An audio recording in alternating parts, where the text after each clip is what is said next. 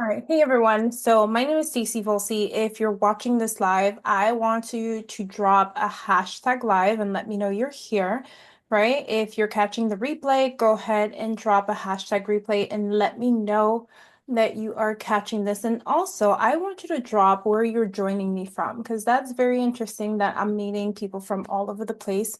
So drop a comment and let me know where you're tuning in from, as I would love to know and engage with you. And if you are new here, I'm going to drop the link to my newsletter for you to join my newsletter because if you like my content and you're here, that means that you've read my content and you're definitely familiar with the work that I do and you would like to learn more. So if you check in the comments, you will see the link to join my newsletter. All right, here we go. I put that in the comments, so let's get moving. So I want to get into this and talk a little bit about who I am. My name is Stacey. I am a capacity strategist and nonprofit consultant. I help nonprofit organizations that are bringing in $1 million to $10 million in annual revenue. And I also work with smaller nonprofits as well. So please keep your hat on. That's in a different capacity, but my main audience, that's their annual revenue. And I help them with strategic planning, leadership coaching, and other activities that support their operation systems and things like that.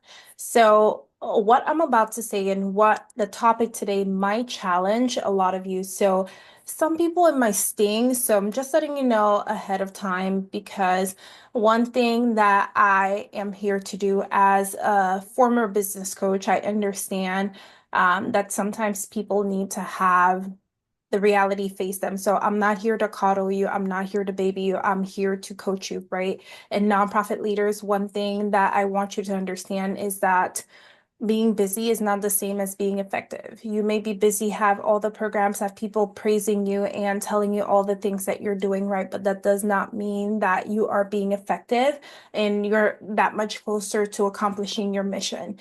And sometimes I don't want you to confuse movement with momentum, right? You can have a packed calendar, a full inbox, a weekly staff meeting, and still be going absolutely nowhere. And that's one thing I want you to understand that sometimes just doing the busy work and all this extra stuff just to keep the doors open and to say you're doing something is just that. It's just to say you're doing something, and there's not really anything happening to help you get closer to your vision or your mission, right?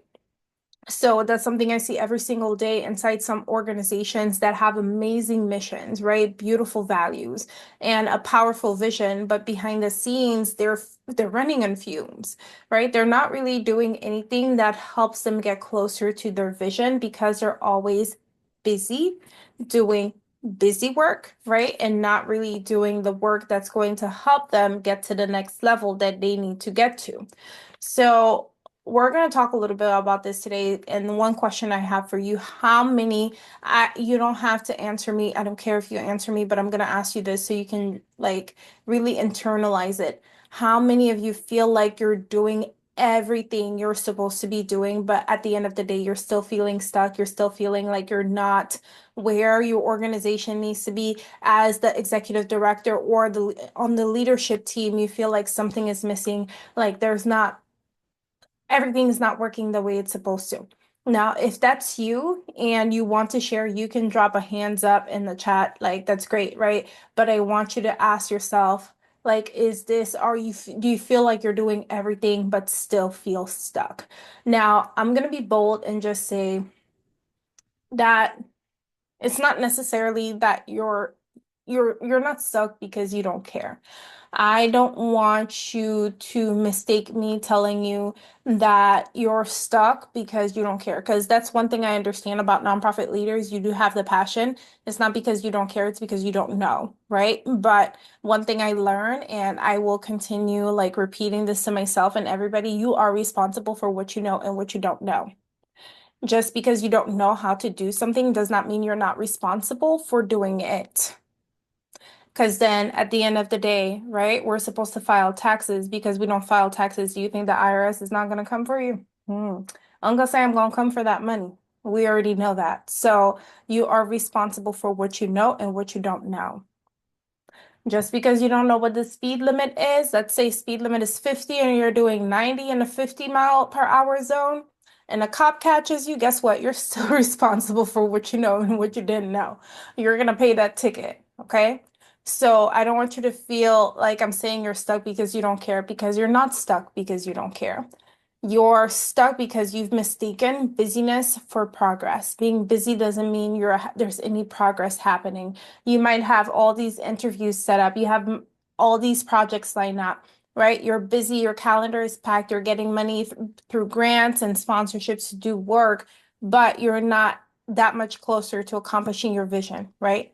Now, one thing I know, Stanford Social Innovation Review, I love their data, right? 60% of nonprofit executives say they spend more time managing internal dysfunction than at advancing their mission. So I want you to think about it. If you spend so much of your time where you're always trying to manage the day to day and you're so busy doing that busy work, right? Now, what is it going to do for your nonprofit? It's just going to put you in a position where you're not able to actually get to where you want to go. And I want you to ask yourself, what's the real cost of that dysfunction? Because the dysfunction that you're experiencing is not just going to cost you money, and that's also and personal time, right? And your personal life. When you have a level of dysfunction happening at home or in your professional life, it costs you more than money. It can cost you clarity. In the case of your nonprofit morale, your team morale, your morale, right? Donor trust, because your donors are giving money and they don't see a return on their donation, a return on their investment, so to say, right? And your energy as a leader, because you feel like you're doing everything that you can, but nothing is going the way it's supposed to go. Now, I'm going to tell you a quick story. In regards to that, I was observing a local organization recently. And no, they're not a client of mine, but on the surface, they looked amazing. And one thing with me, I like networking and I like getting to know, well, I don't like networking. Networking just exhausts me, so I'm going to take that back. I like the conversations I have when networking and the people I meet, right? So on the surface level, they look very amazing, right? 4 programs, right? They had an active social media and their community turnout was always great. But internally, their donor system was very messy. Like I was talking to one of their staff members, and I like to find out what people are using to kind of figure out how to improve. And it was a spreadsheet, which is good because then whatever you can use, I want you to use it. But they weren't using technology in the way they could to facilitate the work that they were doing, right? So with the spreadsheet, one thing I always ask, if you have a spreadsheet, how are you using this data? Do you have Zaps set up, like Zapier? That's one tool you can set up to take the information, put it somewhere else if you don't have a CRM or anything like that. And the other thing that person was telling me is their board has not approved a strategic plan in over 2 years. And that's something else to look into, because sometimes you may have a board of directors, right? And they're not trying to go by a strategic plan to guide the organization in the direction it's supposed to go, right? Their executive director was working weekends not because she wanted to, but because her team didn't have clear roles or an accountability system as to what each person was supposed to be doing. So the executive director was tapping in on certain days, especially on weekends, to do work that not her position was responsible for first, but somebody else. Because I do believe the executive director needs to be at some of the weekend events to network and stuff like that and meet certain people, but who is responsible for what, that they did not know, right? Now, what I call that, when she told me that, that's basically motion. There's a lot of movement happening in the organization, and that sometimes can just be noise. Like when there's just noise, it's basically burnt being burnt out, being dressed up as productivity. Like you're just doing the things, you're just doing all these activities, but nothing is really happening. Okay. Now, again, if you're catching me, hashtag live, like, hashtag replay. I don't care what you do, share this to other people. So Facebook can stop playing with people's faces because I've heard from multiple creators that Facebook is not putting it on people's feed as normal. So engage, engage, engage. So my unpopular opinion of the day, because I know I have those quite a lot, right? I want you to realize that you might not be burnt out because of the mission. You may be burnt out because of the lack of the structure and the lack of the way that you're organizing your time and the work that you do, the way you are leading your team and leading your organization. Now, I know some people might get defensive, but no, but I don't, but I don't. But guess what? Like it's really what it is. Like a lot of people have been conditioned to believe that movement equals growth, but that's not necessarily true. You might be moving, but nothing's happening. Okay. Um, that's really at the end of the day, that's what it looks like. You might be doing all this work, and then what is the work leading to? It's not leading to the end result. Like you're just keeping busy and meeting and delivering, meeting deliverables and stuff like that. Maybe because you had a grant and you had deliverables. But when you evaluate your mission and your vision, do these activities actually lead to a bigger purpose?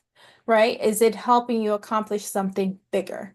Okay, movement does not always equal growth, but inertia, that's the other thing that will keep you in the same thing. Because then if you're not a physics person, inertia is basically when an object is in motion, it will stay in motion until there is something else acts upon it, right? So what you're experiencing, I call it inertia. That's this tendency to stay in motion simply because you already are in motion and you're complacent. You get very familiar with the things that you're doing, and I want you to realize it's not progress, right? What happens here is it just feels familiar. It feels safe. It keeps you from slowing down long enough to ask yourself the questions that challenge you. Because I've met leaders that don't ask questions that challenge their train of thought and their thought processes because what they've been doing seems and feels familiar. It feels safe. They want to stay safe. They do not want to challenge themselves. So I want you to pause and ask yourself, what is one thing your team is spending a ton of time on that does not actually move the needle? Okay. Is your team focusing on making calls? Like, let's say you're phone banking. Are they phone banking? How many people touch points do they actually get from phone banking? Like, you really have to think about the activities that your team is spending time on that's not actually doing anything. Now, I want you to think about that and really ask yourself that because it's time for you to move outside of what feels comfortable just because it is movement for the sake of movement. Stop planning the same events, right? If you plan the same event every year and all you're able to bring in is $400 per event, maybe that's not the right event for you. I don't know what to tell you because $400 for one event that you spend time and money on, because $400 is not a whole like weeks worth of wage and you spend 3 months on it and that's all you could bring in, that might not be the activity that your team needs to focus on. So sometimes you have to answer the hard questions and see where you actually need to go, because sometimes the answer is in things that you don't feel comfortable in. Because oftentimes, especially with nonprofit organizations, the one that are not well seasoned, it's in the relationships that you're building and the partnerships that you're building that's going to help you get to places where you're able to generate $1 million to $10 million in annual revenue. It really comes down to the relationships you're building. It's not in the how many grants can I apply for, how many programs can I host. It goes beyond that.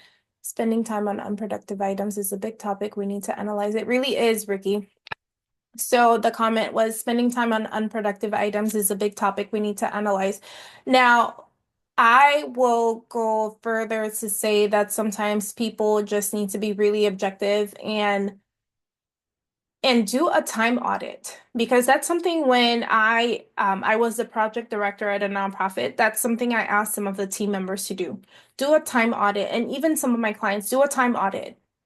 What are you doing every day? I want you to, like, not for me, but for you, like afterwards, we can like chop it up and figure out what's going on. But I need you to do a time audit to see where you're productive, where you're unproductive. If you're doing something, why are you doing it?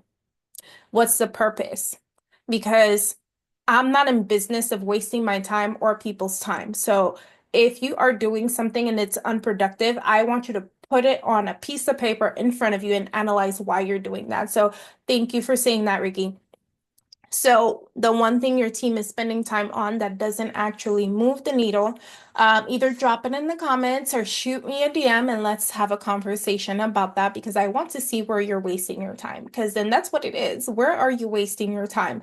There's nothing wrong with that, because oftentimes we need to figure out what that is before we can fix it.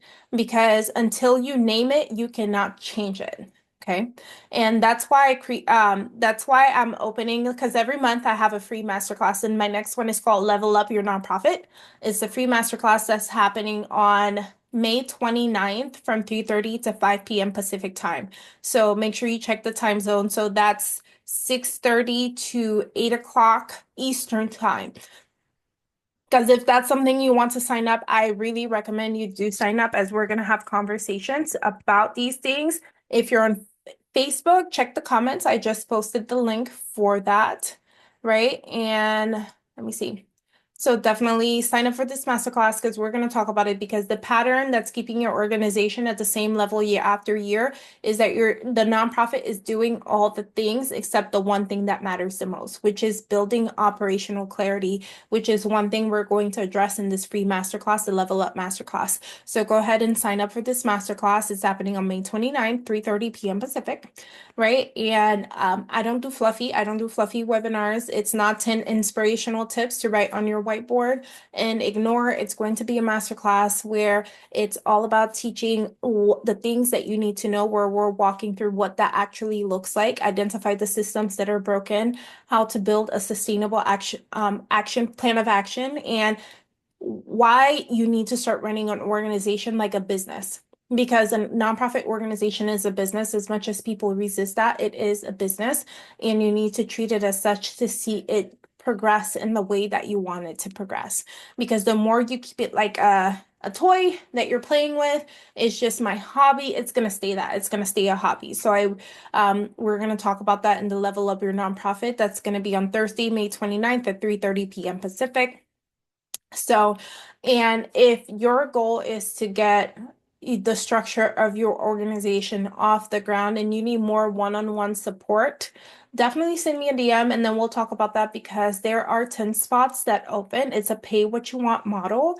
And no, it's not a typo. It's a pay what you want model called Clarity Coaching Sessions. They're open right now. I can send you more information about that. Just send me a DM with the word clarity and we'll talk more about that. But essentially, with this topic, I want you to realize that you cannot keep living in a loop of activity, right?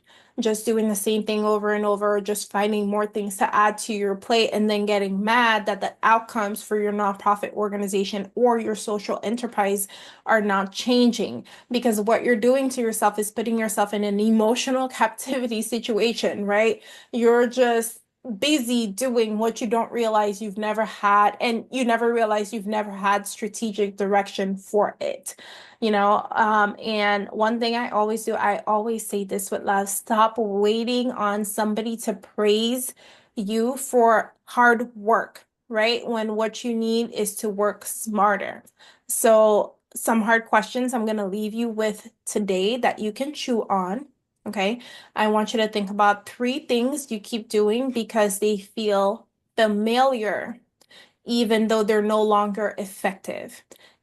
And I even asked that question to some of my personal friends, like, what is something you keep doing? And for your nonprofits, same thing.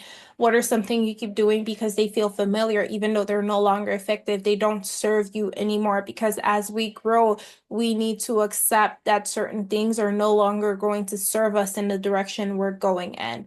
The second question I have for you, what decision have you avoided making for months because you're too busy? That's another one. Sometimes people use, I'm busy right now. I have a lot on my plate. I can't think about that right now. So what decision have you avoided making for months because you're too busy?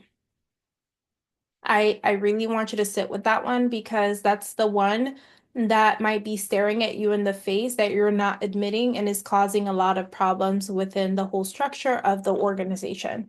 And the last question I want you to chew on, if someone asks your team what the organization's top three priorities were, would they all say the same thing?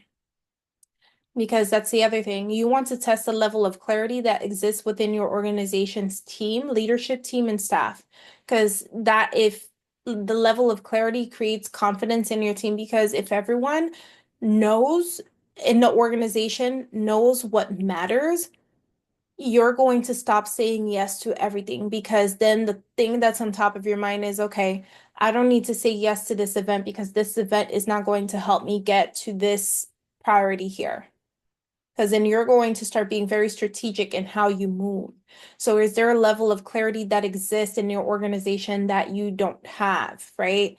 So momentum, I'm going to leave you with this because then I'm going to head out shortly.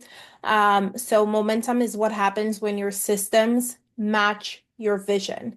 So your systems need to match your vision. What are you trying to accomplish when you have an event? Do you have an outreach sign-in sheet, right? Now, what happens with the information and the data you collect? Do you send information to these people to build a relationship? What are you doing? So the systems you set up in terms of your organization and the activities you're doing need to match your vision. Maybe your vision is to increase the presence of mentors, fatherly figures in this community or stuff like that, right? So whatever your vision is for your organization, do your system match that? Are you trying to build relationship, like in terms of fatherly figures? Are you building relationship with fathers in the community, with men in the community, so they can do mentorship programs in schools, like different things like that? Like, are your systems matching your vision? Because you need to start thinking in that way.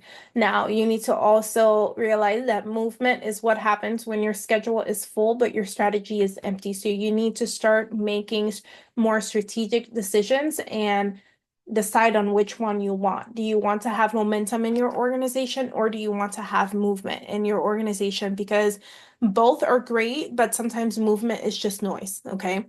So if you're ready to stop guessing, don't forget to register for the masterclass that's happening on May 29th, right? It's the Level Up Your Nonprofit. The link is going to be in the comments. It should also be in my bio, my Beacon storefront, because no, I didn't put that one on my storefront. So the link is going to be in the comments for Facebook. Or if you want to attend, just make sure to DM me the word level up and I'll send you the link to register. And if you have more information about the Pay What You Want Clarity coaching session, DM the word clarity so I can send you the link for the clarity coaching session. But if this was helpful, share it with someone in your network who needs to hear it. I'll see you in the masterclass, and make sure you sign up. And remember, just because you're moving doesn't mean you're growing. So that's one thing I want you to keep in mind. I hear my child coming. He knows I'm live, so I'm going to go now. Bye, y'all.